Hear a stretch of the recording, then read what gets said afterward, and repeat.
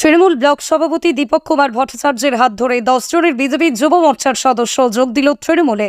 বুধবার রাতেই দিনহাটার বাবনহাটে ব্লক সভাপতির বাসভবনে যোগদান কর্মসূচি অনুষ্ঠিত হয়।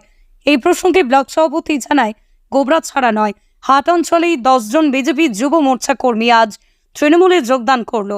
ধীরে ধীরে আরও যোগদান কর্মসূচি চলবে। 2026 সালে নির্বাচনের আগে বিজেপির সমস্ত কর্মী সদস্য যাদের বিরুদ্ধে অভিযোগ নেই, গ্রহণযোগ্যতা আছে, তাদের সবাইকে তৃণমূলে যোগদান করবে।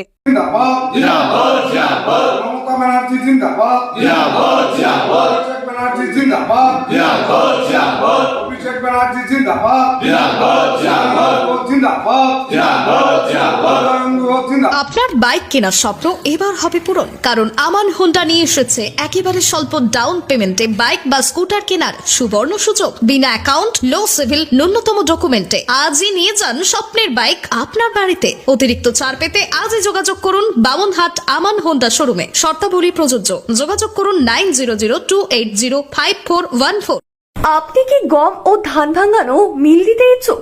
আপনার এই স্বপ্ন পূরণ করতে দিনহাটায় এই প্রথমবার সুলভ মূল্যে পাচ্ছেন এই সমস্ত সরঞ্জাম। এখানে রয়েছে ধান ভাঙা মেশিন, আটা চাকি মেশিন, মশলা ভাঙানো মেশিন, জমি চাষ করা, ধান কাটা, ভুট্টা দানা ছোলানো, সরিষার তেল ভাঙানো মেশিন, স্প্রে মেশিন, এছাড়াও যাবতীয় কৃষি সরঞ্জাম সুলভ মূল্যে বিক্রয় করা হয়। চলে আসুন দিনহাটা মদন মোহন বাড়ি নিমাই ভবনের পাশে, অথবা যোগাযোগ করুন 8972118993 অথবা 8116774629 এই নম্বরে। আজকে গোবরাছড়া নয়াহাট অঞ্চলে 10 জন যুব মোর্চা কর্মী, তার মধ্যে 27 নম্বর মণ্ডলের যুব মোর্চার সভাপতি জীবন বর্মনের নেতৃত্বে এই বিজেপি কর্মীরা আজকে তৃণমূল কংগ্রেস যোগদান করে। আমরা বিশেষ করে 27 নম্বর যে জেলা পরিষদ এরিয়া, সেখানে দল সাংগঠনিকভাবে এমনিতে যথেষ্ট শক্তিশালী। তারপরেও এই যুব মোর্চার ছেলেরা তৃণমূল কংগ্রেসকে যোগদান করায়।